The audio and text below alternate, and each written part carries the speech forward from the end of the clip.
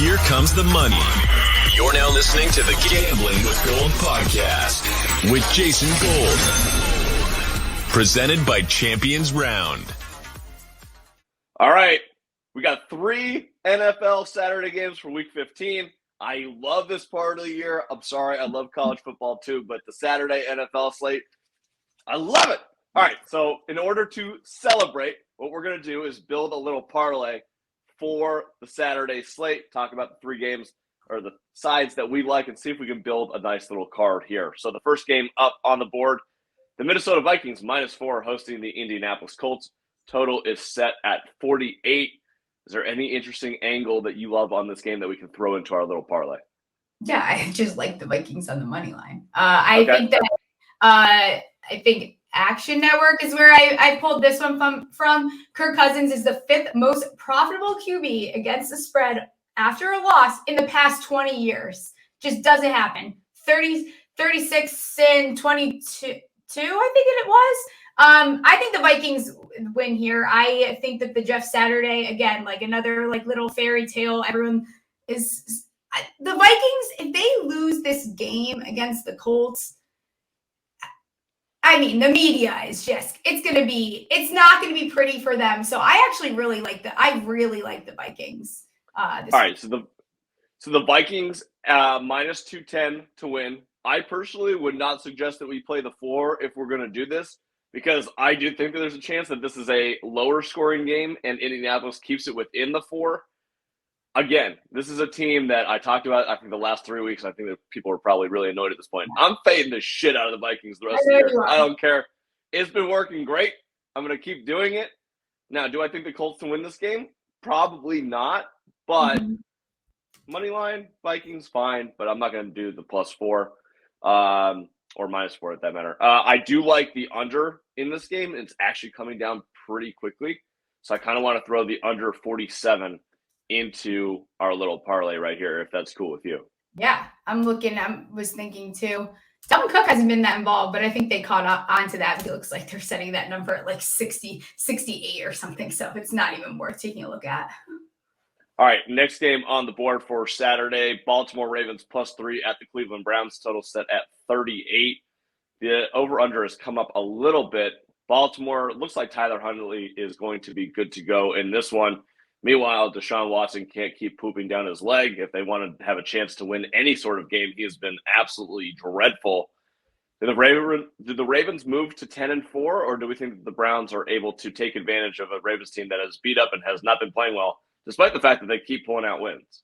I am very torn in this game. I think that this is probably the best scenario for Deshaun Watson to kind of get right. He's had a little bit of time now. You're back home, probably not dealing with any crowds. I mean, Cleveland looks worse with Watson. So I think that Baltimore this is a good spot for Baltimore to try to get a running, like figure out what their identity is with the run game that they have struggled to figure out. I lean Cleveland at home here. But I don't like it all. 39% of the bets and 63% of the money is on the Browns in this game. So why don't we just throw the Browns in at -150? It's gross. We might just be playing all favorites, but we're trying to make money here. We think that Cleveland can get it done against the Baltimore Ravens. All right, last game. Oh, should be interesting. So Miami +7 at the Buffalo Bills. Total set at 44. Okay, so the total on this game is interesting because it was at 42 earlier in the week, expecting full blizzard conditions. My take is that if the number's going up, the weather must be improving. And if the weather is improving, who does that favor more? I think that's probably the best angle to look at this game. So it's going to be cold. It's going to be freezing as shit, but it may not be full snow. I think that favors the Dolphins comparatively to the full snow. What do you think? Yeah, probably. I think that Tua has been quite the spoiled brat, though, in his football career. I don't think he's ever played a game in a temperature that he is going to be playing at, regardless of if the sun comes out for a little bit there. It's going to be effing cold. You saw these guys bundled up. I don't know. I think that Miami, I think teams have exposed them now. You saw what San Francisco was able to do and how, if you can get to it a sweat and you can throw Tyreek and Waddle timing off, like Tua has to rely on something that he doesn't do very well.